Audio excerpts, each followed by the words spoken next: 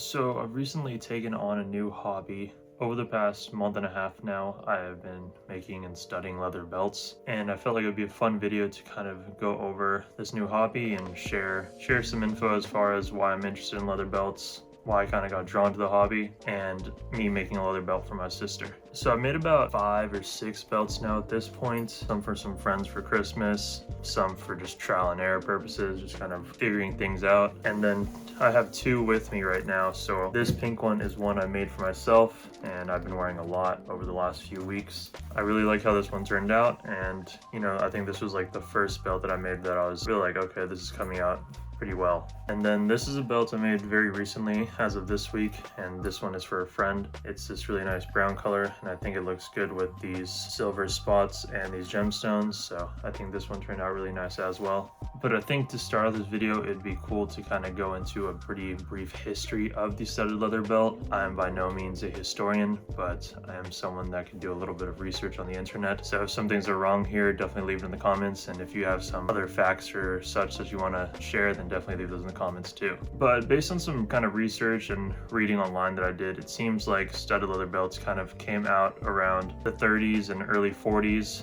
I found some images online that were really cool from a really old blog post about someone kind of creating a blog about different belts that they had found, I think maybe like vintage shopping or something. And I'll throw some of those photos up and I'll credit them. But it looks like there was a belt that they had found that was dated around the 30s and was stamped San Francisco, so it had been made in San Francisco. That's really cool. It must have been a really awesome time when a lot of stores were, making their own clothing items, and you can go shop and find belts that someone had handmade, jackets that someone had handmade, and that's really uncommon nowadays. And then around the 40s and 50s, there was no social media, no internet, so a lot of people were finding trends through movies and films. And in the 50s, you could see actors like Marlon Brando and James Dean wearing these studded leather belts, and I think that's kind of how they started to take off in fashion. And because of these movies, the studded belt kind of took on this idea of, I guess, like a working class, rebellious kind of person, and that's kind of what the belt got attributed to. And over the 50s and 60s, I'm assuming, there are a lot of rockers, bikers, and I guess people that just kind of fit this rebellious persona wearing the belt, and that's kind of what popularized it even more. And then of course into the 70s and 80s, we saw a lot of punk and metal vibes, so belts kind of blew up. We had like pyramid studs on them, all kinds of crazy studs and leather jackets, and it was really just a way for people to kind of be rebellious and express themselves in a different way and kind of throw an edgy look onto something that was just basic for the most part. And I think that this vibe is kind of coming back into modern fashion as far as making something your own, making something a little bit alternative. And I think that's why people are so intrigued by selvage denim right now. We see thousands of videos on like Instagram and TikTok and stuff about people sharing how their selvage denim is fading, how it's whiskering and things like that. And that kind of just shows that people want to make their fashion more for themselves, really make a clothing item true to them. And I think that's how it was in the past. People were customizing their clothing on their own, just trying to find ways to really express themselves. And I think that's something that's becoming more prominent.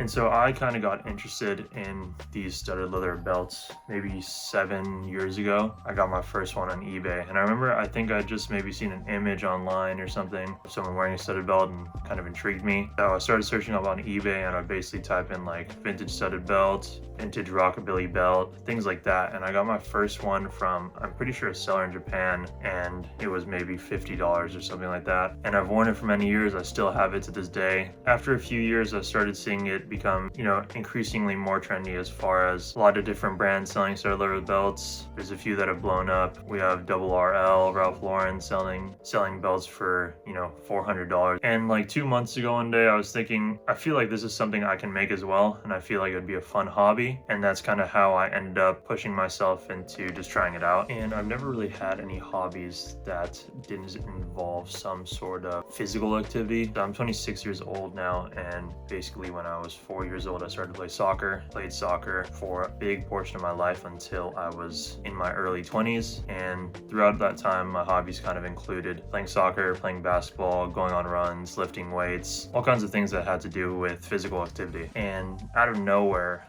about 6 months ago, I started to deal with these random heart arrhythmias, and it was really stressful and scary time. This started maybe 7 months ago at this point, and that kind of forced me to really slow down on my physical activities and working out and things like that. And after doing, a ton of different tests, I still don't really have a clear answer, and I'm kind of continuing to be monitored by my doctor. And I have a thing implanted in my chest now called a loop recorder, and it doesn't really do anything other than continuously monitor your heart for any symptoms of arrhythmias, which are basically just irregular heartbeats. And because of this whole 6-month process, I basically stopped working out a lot and haven't been working out as much since. I'm slowly kind of starting to ramp up my workouts again, but it's kind of difficult after, what I was going through for those 6 months, as far as doctors throwing out really crazy ideas, really crazy terminology that could lead to very disastrous outcomes and things like that. So that kind of also pushed me into finding a different hobby that didn't involve,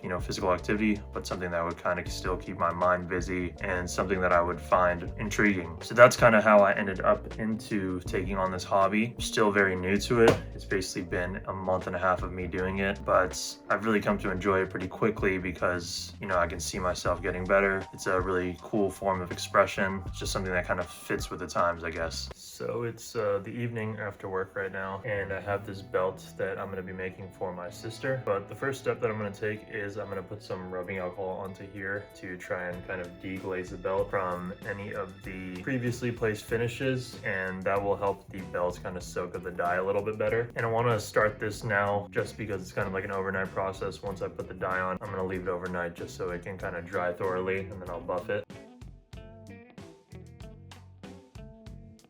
All right, now that I got that on there, I'm gonna let the alcohol kind of dry off, and then I will dye this belt black.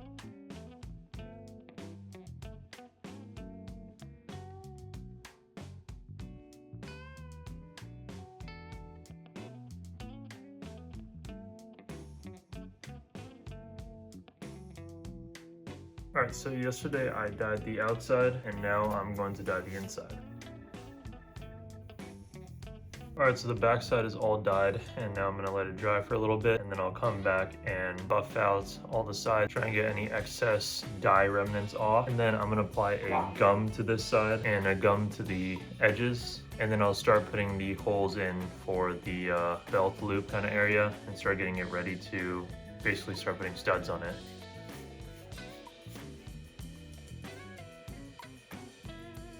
Alright, now that everything is dyed and set for the most part, I'm going to start adding the holes onto the belt so I can have room for the buckle. And I cut out this little template a while ago so I could use this template to make sure the holes are always in the correct spot, because before I was kind of trying to make my own outlines as far as where to put the holes, and it would always be a little bit funky. So I'm going to do that now. Alright, so I made a very basic outline here and marked out where the studs will go and where I have to basically hammer. And I put this on top of the belt itself, and I did some very light hammering just so I can get the little outline on the belt. So you can see it's quite faint right here, but I basically have the outline here, and then I'm gonna now hammer through so I can put the prongs through. All right, so now I have all the holes going through the belt. All right, so this is how I have it looking so far. Now I just gotta fill it out until we get to the belt holes. So I drove back to LA from San Francisco this morning and wanted to finish the belt tonight just because I've been kind of excited to see how it'll look when it's all kind of done. So working on setting some of the last spots right now just to finish everything out. Alright, so I just finished the belt and I'm pretty stoked with how it came out. This is the finished product, at least for the, bulk of it. And then at the end of the belt, I threw this little flower in there. So I think that looks really nice. It'll be nice to see it when you have it buckled and it's kind of still at the front of your pants when you have this on. So I'm really happy with this design. It's been fun to kind of put the outlines together by hand and try to work on different designs now that I've worked on a few belts so far.